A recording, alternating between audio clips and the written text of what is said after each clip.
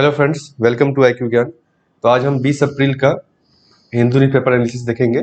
Editorial और important news जो है उसको हम कवर करेंगे और जो भी आपका एग्जाम पॉइंट ऑफ व्यू से इम्पोर्टेंट है उस चीज़ों को हम देखेंगे डिटेल में। अगर आपने चैनल को सब्सक्राइब नहीं किया जरूर सब्सक्राइब कर ले और सब्सक्रिप्शन बटन आपको यहाँ दिख जाएगा और डिस्क्रिप्शन में आप जरूर देखें जो जो इम्पोर्टेंट हमने प्रीवियसली वीडियोज किए हैं। इंपॉर्टेंट टॉपिक जो है उसका मैंने लिंक दिया है वीडियो का, उसको क्लिक करके आप उस वीडियो को डिटेल में देख सकते हैं, उन चीज़ों को आप डिटेल में समझ सकते हैं। तो इस चैनल को जरूर सब्सक्राइब करें और आने वाली वीडियो की नोटिफिकेशन आपको आ जाएगी। तो पहला जो आपका न्यूज़ है फ्रंट पेज पे, vaccine for all above 18 from May 1 states can buy directly.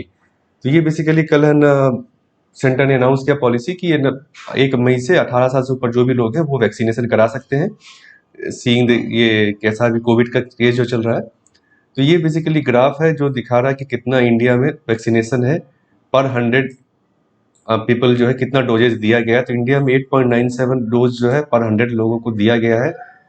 Israel की बात करें तो वहाँ सबसे ज़्यादा है, आपका 119.32 है, मतलब 2 डोजेज भी बहुत लोगों को दिया गया है। तो इंडिया इसी चीज़ को और बढ़ाने के केस में अभी जो अभी तक वो था 45 ईयर्स था, उसको अभी बढ़ा करके इंडिया ने अभी 1 मई से 18 साल से ऊपर कोई भी वैक्सीनेट करा सकेंगे। इसके अलावा कुछ और चेंजेस किया गया वैक्सीनेशन में। फेज 3 जो अभी स्टार्ट होगा उसमें किया गया है कि वैक्सीन मैन्युफैक्चरर जो है, जैसे यहाँ पे सीरम इंस्टीट्यूट है, आपका भारत बायोटेक है, तो उनको जो है आधी vaccine, half of the vaccine जो है उनको वो सेंट्रल गवर्नमेंट को देना पड़ेगा। 50% स्टॉक जो है उसको सेंट्रल गवर्नमेंट को देना पड़ेगा और बाकी का 50% स्टॉक जो है वो स्टेट गवर्नमेंट को या ओपन मार्केट में वो बेच सकते हैं। अपना जो प्राइस है वो अपना कोट कर सकते हैं अपने दाम पर।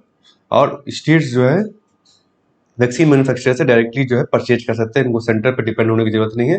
डायरेक्टली आप वैक्सीन मैन्युफैक्चरर जो है उनसे आप वैक्सीन खरीद सकते हैं। प्राइवेट हॉस्पिटल को जो है उनको जो अपना सप्लाई है वो स्टेट से खरीदना होगा। स्टेट जो 50% के अंदर में से प्रोक्योर करेगी उसमें से प्राइवेट हॉस्पिटल को स्टेट से लेना होगा वैक्सीन। तो ये नई पॉलिसी गवर्नमेंट लेके आ रही है 1 मई से। और इसके अलावा जो इसके अलावा एक और जो है, जो यूके के प्राइम मिनिस्टर जो है, British prime minister Boris Johnson visit करने वाले थे इंडिया, उनका विजिट कैंसिल हो गया है। इसके अलावा जो यहाँ पे जो है इंडिया को रेड लिस्ट में डाल दिया गया। रेड लिस्ट मतलब क्या है कि जो बाकी जो पैसेंजर्स है जो इंडिया से या बाकी इंडिया से जा रहे हैं वहाँ पर यूके में, तो उनकी एंट्री रिस्ट्रिक्ट होगी अदर कंट्री से जो हमारे देश से जा रहे हैं। और जो ब्रिटिश सिटीजन्स मान लीजिए इंडिया में है वो जा रहे हैं यूके में, तो उनको मैंडेटरीली 10 दिन का होटल में क्वारंटीन करना होगा। तो ये यहाँ से आज से स्टार्ट हुआ, बेसिकली रेड लिस्ट में डाला गया है क्योंकि यहाँ पे बहुत सारा कोविड केसेज बढ़ रहा है इसको देखते हुए। तो ये आपके लिए इंपॉर्टेंट है, ये नया वैक्सीन स्ट्रेटेजी जो है समझने के लिए, और ये वैक्सीन रेट क्या है हमारे देश में इसको समझने के लिए।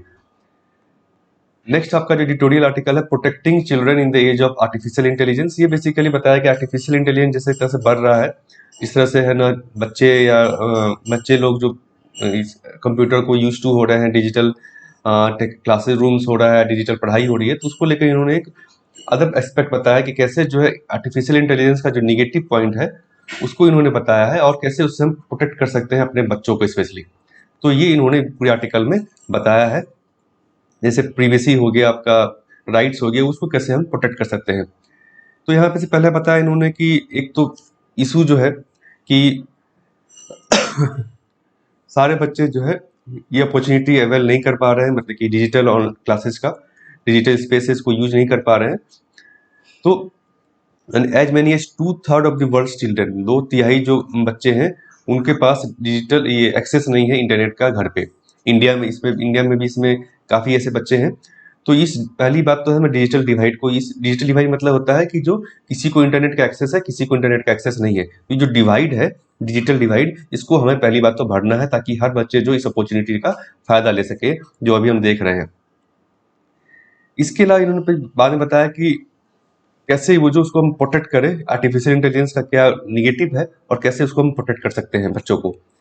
तो ओल्ड फैशन अगर हम वर्ल्ड में देखें, जो डिजिटल वर्ल्ड नहीं, जो नॉन डिजिटल वर्ल्ड में देखें अगर हम, तो जैसे कि कुछ पॉलिसी हमने बता रखी है कि चिल्ड्रन अगर अकेले जा रहे हैं तो कैसे उनको बिहेव करना, क्या है, एक दूसरे से बात नहीं करनी है, उस तरह से हम प्रोटेक्ट करते हैं। Reluctant to let children photographed by the media, ये भी हम देखते हैं कि पेरेंट्स नहीं चाहते हैं कि जो मीडिया जो उनका फोटो खींचे। तो ये सब जो है नॉन डिजिटल वर्ल्ड में हम जो है बच्चों को प्रोटेक्ट करते हैं कैसे।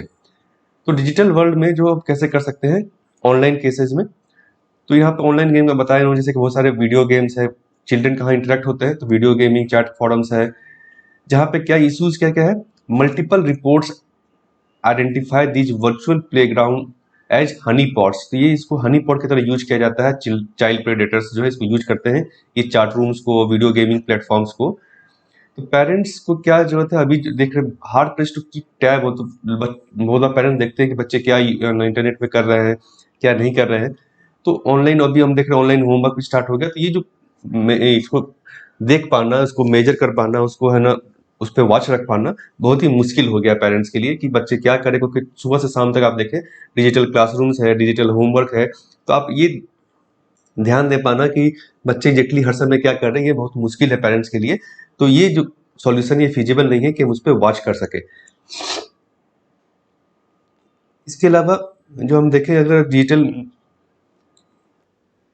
तो आर्टिफिशियल इंटेलिजेंस का अगर हम देखें क्या रोल है, तो बच्चों को डिजिटली एडिक्टेड बनाया जा रहा है एक तरह से।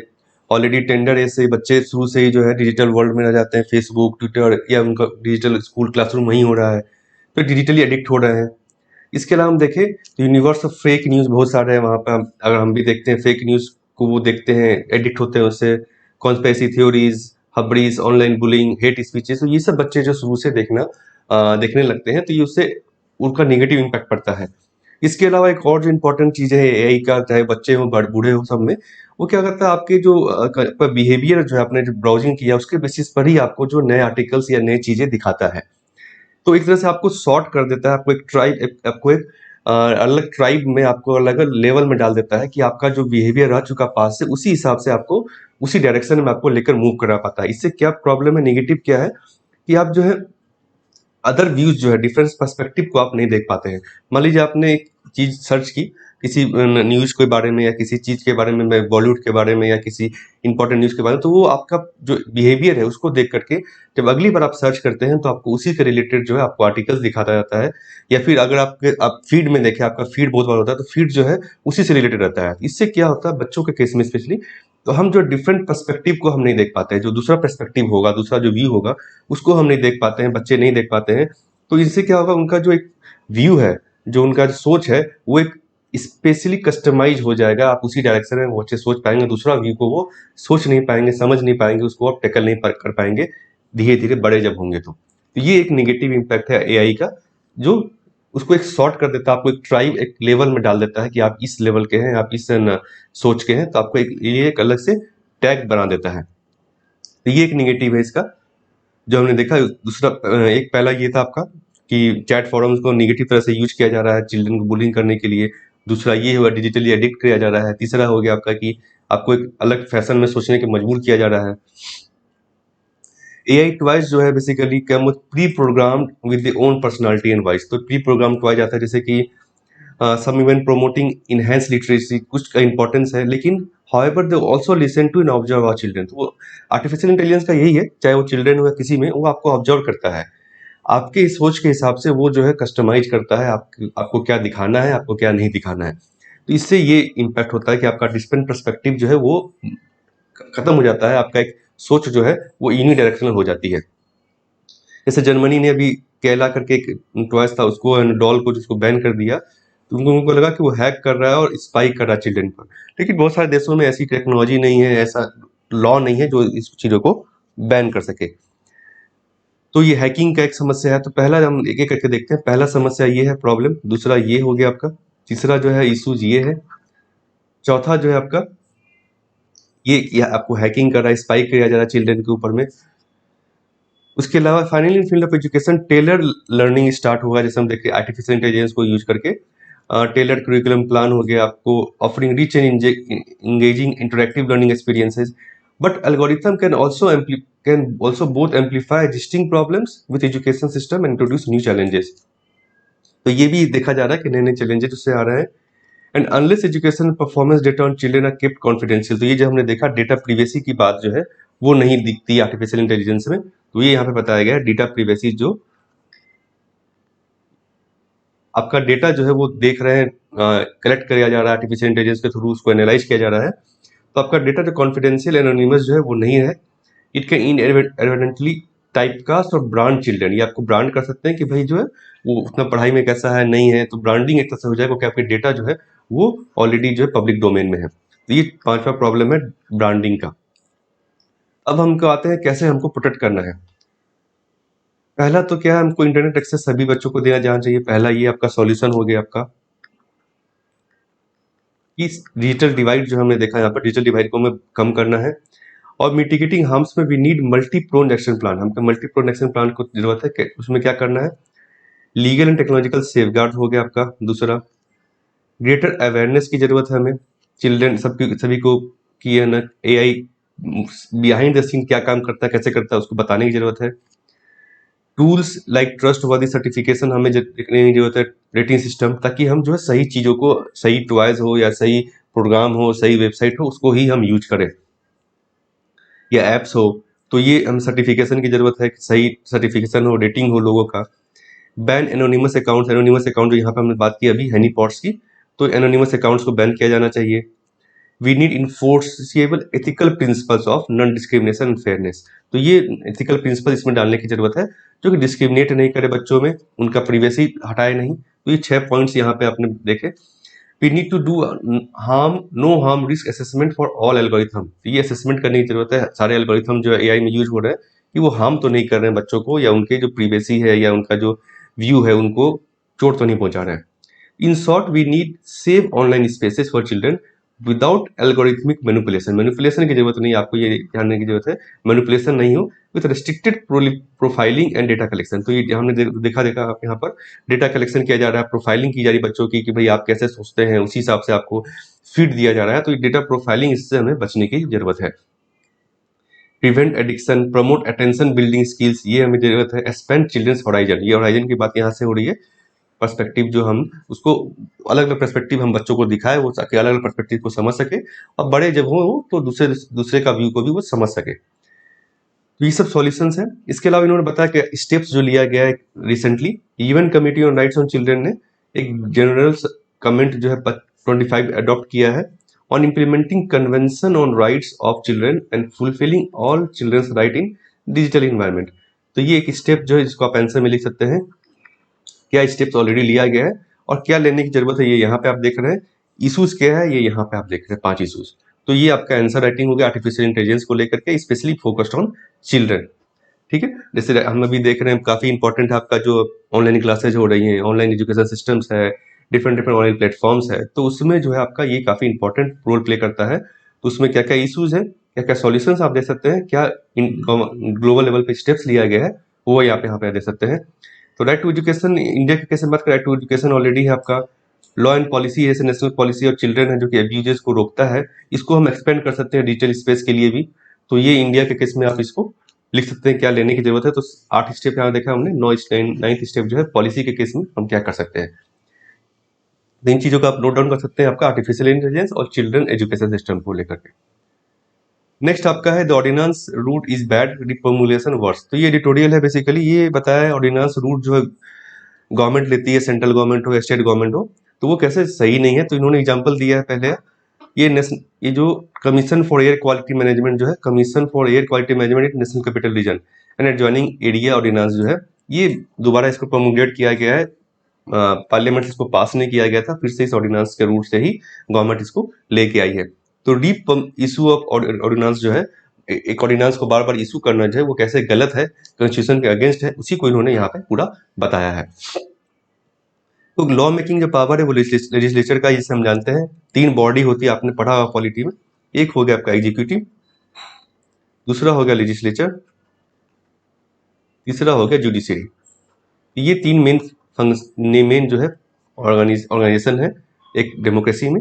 एग्जीक्यूटिव जो क्या करता है, ये कानून को इम्प्लीमेंट कराता है, जो कानून बनाने का पावर किसको, लेजिस्लेचर का हो, ये कानून बनाता है, ये इसको इम्प्लीमेंट कराता है। एग्जीक्यूटिव हो गया आपका मिनिस्टर्स हो गए, काउंसिल ऑफ मिनिस्टर्स हो गया, कैबिनेट हो गया, ब्यूरोक्रेट्स हो गए। तो एग्जीक्यूटिव में आते हैं, लेजिस्लेचर आपका पार्लियामेंट हो गया या स्टेट लेजिस्लेचर हो गया। और जुडिशरी क्या है, ये देखता है कि आप जो कानून बना रहे हैं या जो भी कुछ है वो कॉन्स्टिट्यूशन के हिसाब से है या नहीं। तो ये तीनों का अलग अलग पावर्स है, फंक्शंस है। तो ये ऑर्डिनेंस क्या होता है, ऑर्डिनेंस बेसिकली एग्जीक्यूटिव बनाते हैं, कैबिनेट जो उसको अप्रूव करता है, प्रेसिडेंट उसको साइन करते हैं। तो ऑर्डिनेंस मेकिंग पावर एग्जीक्यूटिव का है, लेकिन क्योंकि वो कानून है तो लेजिस्लेचर का पावर है, तो इसको लेजिस्लेचर को ही यूज करना चाहिए। ऑर्डिनेंस जो है आपका इमरजेंसी के लिए है, बार बार उसको अगर आप ऑर्डिनेंस के थ्रू ही ला रहे हैं कानून को, तो वो गलत है। यही इन्होंने बताया है कि लॉ मेकिंग पावर जो है वो लेजिस्लेचर का पावर है। ये अर्जेंट रिक्वायरमेंट के लिए ऑर्डिनेंस का प्रोविजन जो है कॉन्स्टिट्यूशन में, संविधान में रखा गया है। संविधान में ये भी है कि ऑर्डिनेंस जो है वो पार्लियामेंट सेशन शुरू होने के 6 हफ्ते बाद वो लैप्स कर जाएगा। इसका मतलब है पार्लियामेंट अगर सेशन स्टार्ट होता है तो आपको उसको पार्लियामेंट में ऑर्डिनेंस को कानून के तौर पर लेके आना है, उसको वहां से पास करवाना है, क्योंकि कानून बनाने का अधिकार जो है लेजिस्लेचर का है। ये पावर ऑर्डिनेंस का इसलिए दिया गया प्रोविजन, ताकि जो अगर इमरजेंसी का केस है, पार्लियामेंट सेशन में नहीं है मान लीजिए, तो उस समय आप ऑर्डिनेंस ला करके, इमरजेंसी वाला केस है तो उसमें ऑर्डिनेंस आप ला करके एक कानून बना सकते हैं। लेकिन मेन जो रोल है कानून बनाने का वो लेजिस्लेचर का ही है, पार्लियामेंट का ही है। तो ये इन्होंने बताया लॉ मेकिंग पावर जो कैसे आप उसको पावर सेपरेशन ऑफ पावर को आप हटा रहे हैं। इसके बाद इन्होंने डेटा कुछ दिया है कि कितना ऑर्डिनेंस बहुत सारा पास हुआ है। 1950s की बात करें तो जनरली उस डिकेड में तकरीबन 7.1 ऑर्डिनेंसेज हर साल आ रहे थे। 1990s में ये बढ़ के आपका 19.6 हो गया, और बाद में 2010 के पीरियड में आपका 7.9 ऑर्डिनेंसेज पर साल आ रहे थे। उसके बाद फिर हमने भी देखा है कि 16 ऑर्डिनेंसेज जो 2019 में आए हैं, 15 2020 में आए हैं, और 4 इस साल आ चुके हैं। तो ये ऑर्डिनेंस जो है काफी ज्यादा गवर्नमेंट जो है इसको ऑर्डिनेंस रूट को यूज करी, जो कि गलत है। आपको लेजिस्लेचर से थ्रू ही कानून को बनाना चाहिए। स्टेट गवर्नमेंट ने भी काफी स्पाइस को यूज किया है।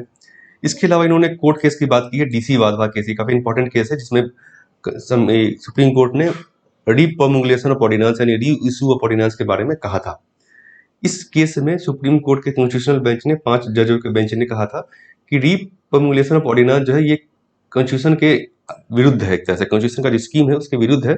ये आपका होगा क्लेरेबल एक्सरसाइज ऑफ पावर। आप लेजिस्लेचर को इग्नोर कर रहे हैं, एग्जीक्यूटिव जो अपने हिसाब से कानून लेके आ रहा है, आप कानून को पार्लियामेंट में पास नहीं कर रहे हैं, पार्लियामेंट में लेके नहीं आ रहे हैं, तो ये गलत है। It would enable executive to transgress into the constitutional limitation in the matter of law making. तो जैसे कहा हमने कि लॉ मेकिंग जो है आपका लेजिस्लेचर का है, ऑर्डिनेंस रूट को अगर आप बार बार यूज कर रहे हैं तो इससे क्या होगा कि जो एग्जीक्यूटिव जो है वो बेसिकली लेजिस्लेचर के डोमेन में घुस रहा है, उसके कानून मेकिंग का जो पावर है उसको दूसरे का पावर को वो यूज कर रहा है एक तरह से। 2017 में भी इसके ऊपर में एक पिटीशन दिया गया था, तो उसमें जो 7 जज बेंच ने कहा था this practice to be unconstitutional. ये अनकॉन्स्टिट्यूशनल प्रैक्टिस, बार बार एक ऑर्डिनेंस को आप लेके आ रहे हैं। Repromulgation of ordinance is a fraud on the constitution and subversion of democratic legislative processes. तो ये संविधान, ये सुप्रीम कोर्ट ने कहा था ये फ्रॉड है, अनकॉन्स्टिट्यूशनल है। लेकिन बाद में भी हम देखते हैं इग्नोर किया गया बहुत बार। अभी ये जो डेटा आप देख रहे हैं, तो कोर्ट के डायरेक्शन को बेसिकली सेंट्रल और स्टेट गवर्नमेंट इसको इग्नोर कर रही है। जैसे कि और सेंटर का हमने देखा, यहाँ पे स्टेट्स का भी अगर आप देखें, 2020 में केरला ने 81 ऑर्डिनेंसेज इशू किया, कर्नाटका ने 24 और महाराष्ट्र ने 21। इसके अलावा बहुत बार रीफॉर्मुलेट भी किया गया ऑर्डिनेंसेज को। तो ये जो चीजें इन्होंने बताई है कि ये संविधान के विरुद्ध है, जिसको कि गवर्नमेंट्स को नहीं करना चाहिए। Ordinance has to tackle exigencies when legislature is not in session. तो जब सेशन में नहीं है लेजिस्लेचर, तब उस केस में अगर आपको कानून, एक इंपॉर्टेंट कानून लाने की जरूरत है, तब आप ऑर्डिनेंस का रूट यूज कीजिए। और जब पार्लियामेंट सेशन में आता है या स्टेट असेंबली सेशन में आती है, तब आप उसको कानून को पार्लियामेंट में या स्टेट असेंबली में लेके आए और उसको वहां से पास कराए, या जब भी पास होता है या फेल होता है जैसे भी है। This time period is given for the legislature to decide whether such law is unwarranted. तो ये इसलिए दिया गया 6 वीक का हफ्ता कि पार्लियामेंट डिसाइड करेगा, लेजिस्लेचर डिसाइड करेगा कि वो कानून सही है या नहीं है, और उसको पास किया जाना चाहिए या नहीं जाना चाहिए, क्योंकि ये पावर जो लेजिस्लेचर का है।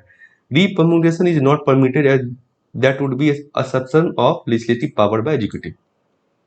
और ये सेपरेशन ऑफ पावर और concept of checks and balances जो है, इसको के भी ये विरुद्ध है। सेपरेशन ऑफ पावर आपने पढ़ा होगा पॉलिटी में। सेपरेशन पावर मतलब क्या है कि जैसे हमने कहा तीनों का अलग अलग पावर है, तो ये सेपरेट पावर है, तीनों का एक स्ट्रिक्ट लाइन है कि आप इसको क्रॉस मत कीजिए। चेक्स एंड बैलेंसेज क्या होगा कि जुडिशरी जो चेक कर रही है लेजिस्लेचर पे कि भाई आपने जो कानून बनाया अनकॉन्स्टिट्यूशनल तो नहीं है।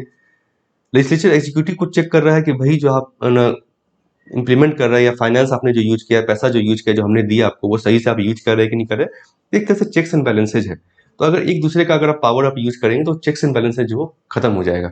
तो ये दोनों चीजें ऑर्डिनेंस के केसेस में गलत होती है, तो इसीलिए आपको जो है ऑर्डिनेंस का रूट नहीं यूज करना चाहिए, ये बेसिकली उन्होंने कहा है। नेक्स्ट आपका जो है सेविंग्स लाइफ एडिटोरियल है, ये बेसिकली जो अभी हम कोविड को देख रहे हैं कि कितने डेथ्स हो रहे हैं, उसको उन्होंने कहा है साफ ग्रोथ ऑफ 10.2% डेथ के केसेज में, हॉस्पिटल बेड्स नहीं, ऑक्सीजन नहीं, मेडिसिन की कमी है। और रेमडेसिविर का लेके लोगों में हैक्सिया बना हुआ है कि भाई हमें रेमडेसिविर जल्दी जल्दी चाहिए, जबकि WHO ने कहा है कि भाई कोई एविडेंस नहीं है कि ये बेनिफिट कर रहा है रेमडेसिविर मोर्टेलिटी को कम करने में, या वेंटिलेशन को कम करने में, या टाइम टू रिकवरी को कम करने में रेमडेसिविर का ऐसा कोई रोल नहीं है। लेकिन तब भी जो है हिस्टीरिया बना हुआ है, एक तरह से हाइपर हिस्टीरिया बना हुआ है, लोग जो है इसको परचेज करें, जिसके कारण इसका जो स्टॉक है वो कम होता जा रहा है। Remdesivir can be administered only in hospital settings में ही आपको यूज करना है, इसको घर पे आपको यूज नहीं करना है। और मॉडरेटली सिक पेशेंट्स में ही ये बेसिकली काम करता है थोड़ा बहुत, ज़्यादा इसका यूज नहीं है। स्टेरॉइड्स जैसे कि डी मिथाइसोलोन, ये बेटर है आपको पेशेंट को हेल्प करने में, जो कि ऑक्सीजन सपोर्ट पे है, वेंटिलेटर पे है, तो इनके ज़्यादा यूज की जानी चाहिए। बेसिकली जो प्रोटोकॉल्स है इसको आपको कम से कम यूज करना चाहिए, ज़्यादा यूज इसका इफेक्टिव नहीं है। इसके अलावा कहा कि गवर्नमेंट ने कुछ अटेम्प्ट नहीं किया ऑक्सीजन मेडिकल सप्लाई को बढ़ाने में, 8 मंथ लगे, तो ये बेसिकली इन्होंने कुछ बताया, खास इतना इंपॉर्टेंट नहीं है इसमें, इसको आप छोड़ सकते हैं। नेक्स्ट जो आपका है ये वल्नरेबिलिटी रिमाइंडर, ये बेसिकली जो बताया गया कैसे जो लोन्स जो है डिफॉल्ट जो है वो बढ़ रहे हैं बैंकिंग सेक्टर में, तो उसको लेकर के वल्नरेबिलिटी रिमाइंडर उन्होंने बताया कि इसको कैसे देखने की जरूरत है। तो India lenders have had to contain not only sizable share of fraud loans but also growing number and cumulative value of frauds। तो बहुत सारे फ्रॉड जो बढ़ रहे हैं। आरबीआई ने अपने एनुअल रिपोर्ट्स में, जो लेटेस्ट एनुअल रिपोर्ट उसमें भी कहा है कि total number of cases of fraud जो है, जिसका मिनिमम 1 लाख का फ्रॉड जो हो, वो बढ़ा है आपका 28% बाय वॉल्यूम से, और 159% और मोर देन 2.5% जो है वो वैल्यू से वो बढ़ गया है, अगर हम एनुअल रिपोर्ट की बात करें जो लास्ट ईयर अगस्त में पब्लिश हुआ था। इसको देखने की जरूरत है कैसे इस जो लोन फ्रॉड है इसको हम रोक सकते हैं। बेसिकली इसको इन्होंने बताया कि एक रिमाइंडर है कि बैंकिंग सेक्टर को हमें और अच्छे करने की जरूरत है। इसके अलावा इन्होंने बताया कि क्यों ऐसा क्या, और डिटेक्शन में भी जो है बहुत लैगिंग हो रहा है, मतलब कि लोन फ्रॉड हुआ है इसको डिटेक्ट करने में काफी टाइम लग रहा है बैंकिंग सिस्टम को। बेसिकली बहुत बार केसेज में 24 महीने तक लग गया, मतलब कि एक लोन फ्रॉड को डिटेक्ट करने में। तो ये इसको हमें और इफेक्टिव करने की जरूरत है, कैसे हम जल्दी से जल्द लोन फ्रॉड को डिटेक्ट कर पाए। इसके अलावा इन्होंने बताया कि प्राइवेट सेक्टर बैंक्स में जो है ये इंक्रीज जो है वो फ्रॉड लोन का वो तेजी से बढ़ रहा है compare to private public sector banks. तो प्राइवेट सेक्टर बैंक्स में और तेजी से जो लोन फ्रॉड के केसेज बढ़ रहे हैं, ये देखने को मिला है। नंबर ऑफ केसेज भी बढ़ रहे हैं और वैल्यू जो है लोन फ्रॉड का अमाउंट जो है वो भी ज्यादा बढ़ रहा है। तो 34% जंप देखा गया है प्राइवेट सेक्टर बैंक्स में, जबकि पब्लिक सेक्टर बैंक में सिर्फ 24% है। और क्योंकि अभी जो गवर्नमेंट ट्राई कर रही है कि पब्लिक सेक्टर बैंक को कंसोलिडेट किया जाए और प्राइवेट सेक्टर बैंक को खोला जाए, तो ये इस केस में इन चीजों को भी देखने की जरूरत है, कैसे हम प्राइवेट सेक्टर बैंक को और कंट्रोल कर सके, रेगुलेट कर सके, ताकि ये जो फ्रॉड हम देख रहे हैं इसको हम कम कर सके और इसको बढ़ाया नहीं जाए। तो non detection of signal during internal audit and non cooperation of borrowers during forensic audit, ये बहुत ही इंपॉर्टेंट फैक्टर्स है जिसके कारण जो लोन डिटेक्शन में काफी टाइम लग रहा है, तो इसको हमें और स्ट्रेंथन करने की जरूरत है। तो RBI as industry regulator needs to walk the talk and institute tighter oversight. तो ये इन्होंने सजेशन दिया कि टाइटर ओवरसाइट को लाने की जरूरत है आरबीआई को। लेक्सिटी अगर कोई होगा तो उसके कारण क्या होगा, ये फ्रॉड को और ज्यादा बबल को बढ़ाने देंगे, और जो नीरव मोदी वाला जैसा केस हुआ है वैसे केसेस और भी आ सकते हैं। तो ये बेसिकली बैंकिंग सेक्टर को लेकर के आप इसमें इकोनॉमिक्स में लिख सकते हैं, बैंकिंग सेक्टर को रिवैम्प करने के लिए कि लोन डिटेक्शन, जो फ्रॉड डिटेक्शन को टाइम पीरियड को कैसे हम कम कर सके, आरबीआई की ओवरसाइट को बढ़ाने की जरूरत है, और प्राइवेट सेक्टर बैंक पे भी और रेगुलेटरी ओवरसाइट बढ़ाने की जरूरत है। इस डेटा को आप यूज करके कह सकते हैं। नेक्स्ट आपका जो एडिटोरियल है, India Russia looks to reset, ये ज़्यादा कुछ खास इंपॉर्टेंट नहीं है। अभी जो 2 वीक पहले वहाँ के फॉरेन मिनिस्टर ने इंडिया विजिट किया था, तो उसको लेकर के कुछ कुछ बताया गया इसमें, कुछ खास इसमें इंपॉर्टेंट नहीं, इसको आप छोड़ सकते हैं। नेक्स्ट जो आपका है sharing the burden of care, ये बेसिकली जो है अभी जो कोविड को लेकर के इन्होंने एक सजेशन दिया है कि कैसे हम हेल्थ केयर फैसिलिटी को और रिवैम्प कर सकते हैं। तो यहाँ पे इन्होंने बताया कि ना क्या क्या करने की जरूरत है, पूरा इंफ्रास्ट्रक्चर है अभी हमारे यहाँ। अभी जो किया जा रहा है, 2 पॉसिबिलिटीज है कोविड को लड़ने के लिए। पहला रिएक्टिव अप्रोच है जो अभी गवर्नमेंट कर रही है। इसमें क्या है कि फ्यू जो वेल परफॉर्मिंग फैसिलिटी, अच्छी फैसिलिटीज है, उसको state of the art Covid hospital में तब्दील किया जा रहा है, टर्सरी फैसिलिटीज को। लेकिन इससे क्या प्रॉब्लम हो रहा है, रूटीन जिसको केयर चाहिए, लोगों को दूसरी बीमारी का केयर चाहिए, वो इनको नहीं यूज कर पा रहे हैं। प्राइमरी लेवल पर अगर हम बात करें तो टेम्प्रोरी जो आप हॉस्पिटल को, या आप जो है ना स्कूल्स को आप जो है कोविड फैसिलिटी बना रहा है, जहाँ पर सिर्फ बेड है, इंफ्रास्ट्रक्चर नहीं है, ना ही ऑक्सीजन लेवल है, ना ही वेंटिलेटर है, ना ही डॉक्टर्स हैं, केयर प्रोवाइडर नहीं है, ये उतना सही सॉल्यूशन नहीं है। दूसरी पॉसिबिलिटी उन्होंने बताई है क्या करने की और जरूरत है, equip functional facility of government health facility at secondary level and convert them into exclusive covid care. Secondary level पे जो फैसिलिटी है आप समझ सकते हैं, जो लेवल होता है गवर्नमेंट का, एक होता है प्राइमरी लेवल, उसके बाद आता है सेकेंडरी लेवल, समझिए डिस्ट्रिक्ट पे हो गया आपका, फिर टर्सरी लेवल हो गया जो कि अर्बन सेंटर में आप देखते हैं बड़ी बड़ी स्पेशलिटी सेंटर, स्पेशलिटी हॉस्पिटल होता है। प्राइमरी यानी पीएससी आप देख सकते हैं, पीएससी जो रूरल एरिया में गाँव में होता है। सेकेंडरी हॉस्पिटल आपका डिस्ट्रिक्ट में जो सिविल हॉस्पिटल से हो गया, और टर्सरी केयर जो आप देखते हैं बड़े बड़े शहरों में स्पेशलिटी, जैसे मल्टी स्पेशलिटी हॉस्पिटल होता है, सारे डिपार्टमेंट होते हैं, उसको हम कहते हैं टर्सरी केयर। तो सेकेंडरी केयर पे ये कह रहे हैं कि सेकेंडरी लेवल पे हमको जो गवर्नमेंट का फैसिलिटीज है उसको इक्विप करने की जरूरत है और बढ़ाने की जरूरत है, और उसको जो हम एक्सक्लूसिव कोविड केयर सेंटर बनाने की जरूरत है, ना कि टर्सरी फैसिलिटी पे जो कि गवर्नमेंट अभी कर रही है। इससे क्या हो रहा है कि टर्सरी फैसिलिटी को और भी लोग यूज करते हैं दूसरे बीमारी के लिए भी, जो कि वो यूज नहीं कर पा रहे हैं। पहला तो ये उन्होंने बोला। दूसरा बताया इन्होंने सजेशन कि कम्युनिटी हेल्थ सेंटर, यही इसी को कम्युनिटी हेल्थ सेंटर भी कहते हैं, सेकेंडरी हेल्थ को, जो कि तकरीबन ज़्यादा पॉपुलेशन को देखता है। As a first referral unit for curative care services refer from primary health centre, तो इसको हमको डेवलप करने की जरूरत है, सीएचसी को, जो बहुत सी स्टेट में डेवलप नहीं है। Many CHC are grossly under developed है, इसको हमें बढ़ाने की जरूरत है। तो इससे क्या होगा, this facility can be strengthen to address covid specific treatment needs, इसमें हम कोविड स्पेसिफिक ट्रीटमेंट नीड को डाल सकते हैं। इससे क्या होगा कि जो भाई आप जो है यहाँ पर जो टर्सरी केयर पे दबाव नहीं पड़ेगा आपका, वो बाकी जो पेशेंट्स को भी देख सकेंगे, और जो रूरल एरिया से जो, या फिर जो रूरल एरिया से भी कनेक्टेड है सेकेंडरी हेल्थ सेंटर, तो वहां से लोग जो वहां पे आ पाएंगे और इलाज करवा पाएंगे। इसके अलावा यहाँ पे आप डॉक्टर की अगर कमी, तो आप यहाँ पे जो है डिस्ट्रिक्ट हॉस्पिटल या मेडिकल कॉलेज से डॉक्टर्स को, केयर गिवर को आप यूज कर सकते हैं सेकेंडरी हेल्थ सेंटर में। This can be sustainable solution as already there is certain level of trust और functionality built into the centre, तो ऑलरेडी यहाँ पे जो है लोगों का ट्रस्ट है सेकेंडरी हेल्थ सेंटर में, तो वो अगर आप उसको इक्विप कीजिएगा और उसको बढ़ाइएगा तो लोगों का ट्रस्ट बना रहेगा, वो वहां पे जाएंगे और इलाज कराएंगे। They have the potential. इसके अलावा आप यहाँ पे सैंपल कलेक्शन भी करा सकते हैं, वैक्सीन डिलीवरी भी आप यहाँ पे कर सकते हैं इस कम्युनिटी हेल्थ सेंटर पे। This CSC can also be converted into independent stand alone centres for Covid treatment, इसको आप इंडिपेंडेंट जो है कोविड ट्रीटमेंट के लिए भी रख सकते हैं, क्योंकि ये एक्सेसिबल भी है और लोगों का ट्रस्ट भी इसमें है, और ये ज़्यादा टर्सरी केयर पे बर्डन नहीं करेगा।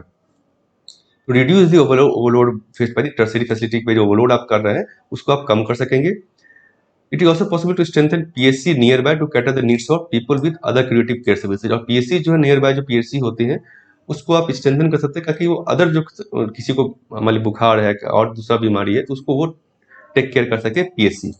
सेकेंडरी को आप कोविड बना लीजिए, टर्सरी को आप थोड़ा सा यूज कीजिए, थोड़ा दूसरे के लिए यूज कीजिए। अर्बन एरिया के लिए भी need to develop peripheral hospital से सेकेंडरी लेवल, तो पेरिफेरल हॉस्पिटल हमें डेवलप करने की जरूरत है अर्बन एरिया के आसपास, ताकि वो जो टर्सरी केयर सेकेंडरी केयर को टेक केयर कर सके। Instead of placing in 5,000 or 500 or 1,000 beds in playground and parking lots, it is important to expand beds which are effectively integrated into the existing health system. तो ये नहीं आपके playground में आपने जो है बेसिकली बेड लगा दिया, उससे कोई फायदा नहीं है, क्योंकि केयर गिवर नहीं है, बाकी फैसिलिटीज वहाँ पे नहीं है, लोगों का ट्रस्ट वहाँ पे नहीं है। तो इससे अच्छा आप जो है जो ऑलरेडी एग्जिस्टिंग फैसिलिटीज है सेकेंडरी हेल्थ सेंटर, उसमें आप उसको और इक्विप कीजिए और उसको स्ट्रेंथन कीजिए। तो ये बेसिकली उन्होंने सॉल्यूशन दिया है। तो हेल्थ सिस्टम में आप जो है अगर क्वेश्चन आता है तो उस पर आप इन चीज़ों को, सेकेंडरी हेल्थ सेंटर को हमें और मजबूत करने की जरूरत है। क्यों करने की जरूरत है, तो ये कारण है, टर्सरी पे आप बर्डन भी कम कर रहे हैं और कैसे आप इसको मजबूत कर सकते हैं। नेक्स्ट आपका आर्टिकल है ह्यूज कॉस्टली मिस्टेक। ये बेसिकली केन बेतवा लिंक जो प्रोजेक्ट अभी है, रिवर को लिंकिंग प्रोजेक्ट जो है, उसको लेकर उन्होंने निगेटिव बताया उसमें कि क्या वो उतना इंपॉर्टेंट नहीं है, कैसे वो उसका निगेटिव इम्पैक्ट क्या होगा इकोसिस्टम पे। ये बेसिकली इसका इंट्रोडक्शन एक बता दूं मैं कि ये आपका उत्तर प्रदेश, मध्य प्रदेश और सेंटर के बीच में एग्रीमेंट साइन हुआ है। इससे क्या हुआ कि सरप्लस पानी जो है केन बेसिन का, जो एमपी में पड़ता है बेसिकली, उसको बेतवा जो बेसिन है उसमें ट्रांसफर किया जाएगा, बेसिकली वो यूपी और बुंदेलखंड रीजन जो है उसको लिए। ये नेशनल रिवर लिंकिंग प्रोजेक्ट का पार्ट है। इसका इसमें जो है सेंटर जो है 90% तकरीबन कंट्रीब्यूट करेगी। ये इंडिया का पहला जो रिवर लिंकिंग प्रोजेक्ट है, और ये जो पहली बार 1980 में स्टार्ट किया गया, इसका आइडिया आया था, लेकिन जो काम जो है बाद में स्टार्ट किया गया। इसका मेन जो काम है, इसका जो बेनिफिट है या इसका जो ऑब्जेक्टिव है वो है इरिगेशन पोटेंशियल जो है बुंदेलखंड रीजन, जो कि पानी वहाँ पे बहुत कम आता, पानी नहीं है, स्टार्व रीजन है, वहाँ पे इरिगेशन पोटेंशियल बढ़ाने का, ये बुंदेलखंड रीजन दोनों है, यूपी एमपी दोनों में पड़ता है। इसके अलावा ग्राउंड वाटर वहाँ पे रिचार्ज कराने का, और जो reduce occurrence of flood, flood वहाँ ज़्यादा आता है उसको कम करने का। इसके इस रिवर लिंकिंग प्रोजेक्ट में एक डैम भी बनाया जाएगा जिसका नाम है दौधन डैम, और ये जो क्या करेगा आपका, इससे ड्रिंकिंग वाटर सप्लाई होगा, और इस डैम से आप इरिगेशन जो है, इरिगेशन का पानी भी दिया जाएगा तकरीबन 6 लाख हेक्टेयर्स को, जो कि 4 डिस्ट्रिक्ट एमपी में और 4 डिस्ट्रिक्ट ऑफ यूपी में पानी देगा आपका। तो ये बेसिकली प्रोजेक्ट का लुकआउट है, कैसे कैसे इसमें क्या क्या ऑब्जेक्टिव है, क्या क्या इसके अंदर होगा। अब बात करते हैं इसका कंसर्न क्या, इन्वायरमेंटल कंसर्न मिलनी है। एक तो लोगों का डिस्प्लेसमेंट होगा, जो लोग वहां रह रहे हैं उसका डिस्प्लेसमेंट होगा। दूसरा इन्वायरमेंटल कंसर्न है कि बहुत सारे जमीन को आपको लैंड जो सबमर्ज होगा ये कैनाल बनाने में, आपको डैम बनाने में, मोर देन 9,000 हेक्टेयर्स जो फॉरेस्ट है उसको सबमर्ज किया जाएगा। इसके अलावा एक और जो इशू है, जो पन्ना टाइगर रिजर्व जो एमपी में पड़ता है बेसिकली, उसका भी काफी पार्ट जो है इस डैम के कारण उसको सबमर्ज किया जाएगा, उसको हटाया जाएगा। ये एक क्रिटिकल पॉइंट है जिसको कि लोगों ने कहा है कि ये प्रोजेक्ट सही नहीं है उस कारण से। यहाँ पे टाइगर और वल्चर पॉपुलेशन काफी अच्छा ये कंजर्वेशन रिजर्व है। मे डिस्ट्रॉय अबाउट 7.2 लाख ट्रीज, तो ये इन्वायरमेंट को कैसे इम्पैक्ट करेगा, बहुत सारे पेड़ों को आपको काटना पड़ेगा, फॉरेस्ट लैंड जो हमने देखा अभी। इसके अलावा ये तो इन्वायरमेंटल हो गया। इसके बाद कॉस्ट बेनिफिट एनालिसिस इन्होंने बताया है कि कैसे ये कॉस्ट बेनिफिट पे भी, इकोनॉमिक बेनिफिट पे भी ये खरा नहीं उतरता है। कैसे? तो रिवर का जो क्लेम है कि भाई केन रिवर में पानी ज्यादा है, सरप्लस पानी, अनरियलिस्टिक है। ये रिवर जो है पेरेनियल नहीं है। पेरेनियल रिवर मतलब ये होता है जिसमें कि सालों भर पानी बहता रहता है। ये पेरेनियल नहीं मतलब कि बेसिकली रेनफॉल होता है तो ये भरता है पानी, फिर रेनफॉल नहीं होता अदर सीजन्स में तो पानी यहाँ पे भी नहीं रहता है। तो ये सोचना कि केन में पानी ज्यादा है उसको हम यूज कर सकेंगे, ये गलत है। दूसरा, ये तो पहला रीजन हो गया कॉस्ट बेनिफिट में। दूसरा कि ये केन रिवर जो है वो नीचे फ्लो करती है बेतवा के, ग्राउंड लेवल अगर हम देखें तो केन रिवर नीचे है बेतवा रिवर से 60-70 फीट लोअर है। तो इसको क्या करना पड़ेगा, आपको यहाँ पानी ट्रांसफर करना है, तो नीचे से ऊपर अगर आपको ट्रांसफर करना है तो आपको पंप करके पानी को ऊपर ले जाना होगा, तब आप ट्रांसफर कर पाएंगे। इसके लिए यहाँ बताया गया कि 130 मेगावाट जो पावर जनरेट होगा इस डैम से, उसमें से 30% तो आप इस पंपिंग करने के लिए में ही यूज कर हो जाएगा। ये इस तरह से भी कॉस्ट बेनिफिट एनालिसिस सही नहीं है। मोस्टली पावर जो है इलेक्ट्रिसिटी जो है इसको आपको पंप करने में ही यूज करना पड़ जाएगा। इसके अलावा आपने कॉस्ट बेनिफिट में इन्वायरमेंटल और सोशल इम्पैक्ट तो आपने देखा ही नहीं। अगर आप उसको देखते तो ये सोशल कॉस्ट बेनिफिट में आपका ये निगेटिव आता है, ये कहना है इसमें है। तो करने की क्या जरूरत है भाई, इसको डैम को, तो इस प्रोजेक्ट को अगर हम हटा दे तो क्या करें? तो आपको अल्टरनेटिव क्या इन्होंने बताया कि वाटर कंजर्वेशन मेजर आप यूज कीजिए और वाटर हार्वेस्टिंग मेथड आप यहाँ पे यूज कीजिए, ताकि लोगों को वहाँ पे जो बुंदेलखंड रीजन में पानी आप पहुंचा सके। तो ये यहाँ पे आपका इंट्रोडक्शन हो गया एक तरह से, क्या प्रोजेक्ट है, उसमें क्या क्या होगा, क्या काम करेगा वो, कंसर्न्स क्या क्या है। कंसर्न पहला आपका हो गया इन्वायरमेंटल कंसर्न हो गया, दूसरा कॉस्ट बेनिफिट एनालिसिस हो गया आपका, और सजेशन क्या क्या है, क्या क्या क्या हम कर सकते हैं इस प्रोजेक्ट को अगर हम ना करें तो। ठीक है, तो ये आप रिवर लिंकिंग प्रोजेक्ट्स में इन जनरल भी आप लिख सकते हैं और इन्वायरमेंटल में भी आप लिख सकते हैं इस चीज को, क्योंकि यहाँ पे एक सेंचुरी टाइगर रिजर्व भी इसमें इंक्लूडेड है। ठीक है, नेक्स्ट आपका JMM first to declare name of electoral bond donor. ये बेसिकली जो झारखंड मुक्ति मोर्चा पार्टी जो झारखंड में बेसिकली इन्होंने जो है पहली पार्टी है जिसने डिक्लेयर किया कि हमें किससे डोनेशन मिला है इलेक्टोरल बॉन्ड के थ्रू। इलेक्टोरल बॉन्ड्स क्या है बेसिकली, वहाँ पे एनोनिमिटी होती है, आप कौन किसको डोनेट कर रहा है ये पता नहीं होता है। ये एसबीआई के थ्रू होता है बेसिकली, तो इसमें किसी को पता नहीं है, गवर्नमेंट को या किसी को, कि भाई किसने किसको कितना डोनेट किया है। लेकिन जेएमएम ने यूनिलेटरली अपनी तरफ से ही इसको जो है बताया है कि हमने भाई इंडाको से हमें 1 करोड़ रुपए के राशि डिक्लेरेशन डोनेशन आया है। तो ये इलेक्टोरल बॉन्ड स्कीम अभी कोर्ट में भी था, सुप्रीम कोर्ट में भी ये पिटिशन गया था, तो इसके बारे में मैंने डिटेल बताया है। उसका लिंक मैं दे दूंगा वीडियो का डिस्क्रिप्शन में, उसको क्लिक करके आप इलेक्टोरल बॉन्ड स्कीम क्या है, उसके क्या क्या उसमें कंसर्न्स इश्यूज क्या क्या है, उसको आप देख सकते हैं, उसको नोट डाउन कर सकते हैं। आप एग्जाम के लिए आपका काफी इंपॉर्टेंट है।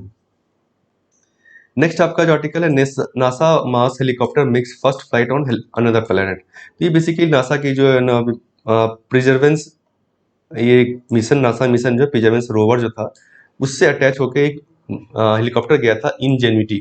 इसने पहली फ्लाइट की है, मतलब कि एक तरह से यहाँ आप देख रहे हैं ये मासा का सरफेस है, सॉरी मार्स का सरफेस है, जिसके ऊपर इसने फ्लाई किया है ये शैडो जो उसका आ रहा है। और ये पहला जो पावर्ड फ्लाइट है किसी प्लेनेट पे, पहली बार, मतलब कि वर्ल्ड पहली बार जो है किसी पावर्ड प्लेनेट फ्लाइट किया गया है दूसरे प्लेनेट पे। एंड फीट टॉप इंजन को इसको राइट ब्रदर्स मूवमेंट कहा गया है। राइट ब्रदर्स मूवमेंट इसलिए क्योंकि राइट ब्रदर्स जो थे उन्होंने पहली बार जो है एक फ्लाइंग जो है हेलीकॉप्टर जो है उड़ाया था जमीन के ऊपर में, अर्थ के ऊपर में 1903 में, इसलिए इसको राइट ब्रदर्स मूवमेंट कहा गया है। 10 फीट ऊपर जो है ये नासा मार्स के सरफेस के ऊपर ये जो विमान है, ये हेलीकॉप्टर जो उड़ा था।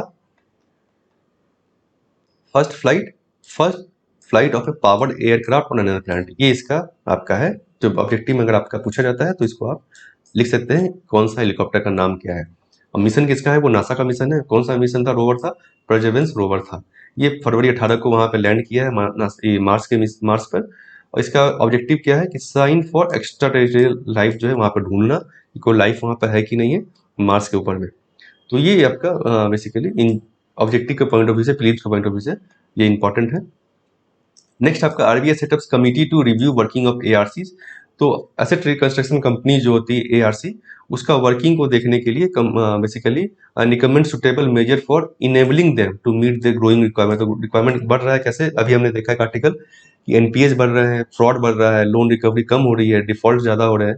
तो वो जो रिक्वायरमेंट है एआरसी का, उसको देखते हुए कैसे उसको और स्ट्रेंथन किया जाए, उसको कैसे मजबूत किया जाए, उसको लेकर के आरबीआई ने कमेटी बनाई है जिसको हेड करेंगे सुदर्शन सेन, जो कि फॉर्मर एग्जीक्यूटिव डायरेक्टर है आरबीआई के। 6 मेंबर की कमेटी है। ये अपना रिपोर्ट देंगे कि क्या क्या लीगल रेगुलेटरी फ्रेमवर्क इसके लिए बनाया जाना चाहिए, क्या क्या और मेजर्स किए जाने चाहिए। एआरसी क्या है ये आपको जानने की जरूरत है। बेसिकली बैंकिंग सेक्टर में या फिर फाइनेंस के लेकर ये स्पेशलाइज्ड फाइनेंशियल इंस्टीट्यूशंस होते हैं जो कि क्या करता है, बैंक से उनका जो लोन है, डिफॉल्ट लोन जो एनपीएस जो है वो खरीदता है, ताकि वो बैंक जो है अपना बुक्स को क्लीन कर सके। क्योंकि लोन जो है उनके बुक्स में दिख रहा है अभी वो एनपीएस, उसको लोन को ये खरीद लेगा, उसके बदले जो पैसा है वो दे देगा बैंक को, ताकि बैंक के पास जो बैलेंस शीट है उनकी क्लीन अप हो जाएगी। और बैंक जो अपना नॉर्मल बैंकिंग एक्टिविटी को कैरी कर, नॉर्मल बैंकिंग एक्टिविटी जैसे लोन देना या फिर जो सेविंग्स देखना वो देखना वो करे। लोन का रिकवरी जो होता है कि बैंक्स जो अभी क्या करते थे पहले, इसके पहले कि बैंक को ही रिकवरी के लिए जाना पड़ता था कि भाई लोन हमारा ले लिया, रिकवर नहीं हो रहा है, तो रिकवरी के लिए भी बैंक को ही जाना पड़ता था। उसमें बैंक का टाइम वेस्ट होता था, एफर्ट्स वेस्ट होता था। अब ये काम क्या है एआरसी करती है। एआरसी जो है कुछ कीमत पे, कुछ कम कीमत पे बेसिकली एनपीएस को खरीदती है बैंकों से, और वो वसूली करती है, बेसिकली डिफॉल्टर के पीछे जाती है। उनसे जो है मान लीजिए उनका कुछ लोन का पैसा लेना या उनकी प्रॉपर्टी कुछ है उसको जब्त करना, जो भी कुछ है ये एआरसी करती है। सरफरेसी एक्ट जो 2002 का, ये बेसिकली इसको लीगल बेसिस देता है। इसके अंदर में ये जो है आपका स्टैट्यूटरी बेसिस दिया जाता है एआरसी को, जिसके अंदर ये एआरसी सेटअप हो रहा है। बेसिकली एआरसी जो बहुत सारे हैं, लेकिन बहुत सारे एआरसी जो है उसके पास उतना पैसा नहीं, कैपिटल नहीं जितना उनको चाहिए। तो एआरसी इसी के लिए बेसिकली गवर्नमेंट ने, आरबीआई ने ये कमेटी सेटअप किया है कि देखने के लिए कि कैसे हम उसको और मजबूत कर सकते हैं। तो फ्रेंड्स ये था आज का हिंदू न्यूज़पेपर एनालिसिस। हो अच्छा लगा हो तो लाइक करें और शेयर करें अपने फ्रेंड्स के साथ, और इस चैनल को सब्सक्राइब करना मत भूलें। सब्सक्रिप्शन बटन आपको जो है यहाँ पे आपको एक सब्सक्रिप्शन टैग दिख जाएगा और नीचे डिस्क्रिप्शन में जाकर सब्सक्रिप्शन दिख जाएगा। सब्सक्राइब करने के बाद आप बेल आइकन को दबाएं ताकि आपको आने वाली वीडियो की नोटिफिकेशन मिल जाए। और आप मेरा जो बाकी का जो वीडियोज़ है पॉलिटी को लेकर के, डिटेल हमारा वीडियोज़ है पॉलिटी के सारे इंपॉर्टेंट टॉपिक्स को, इकोनॉमिक्स को लेकर के है, जिसको आप देख सकते हैं प्लेलिस्ट को। एनसीईआरटी जो आपका है, एनसीईआरटी इकोनॉमिक्स हो गया, एनसीईआरटी इंडियन कॉन्स्टिट्यूशन नेटवर्क हो गया, सारी एनसीईआरटी को डिटेल में हमने समझाया है आपके एग्जाम के लिए। तो इन वीडियो को भी आप जरूर देखें और उसको समझें। तो फ्रेंड्स थैंक यू।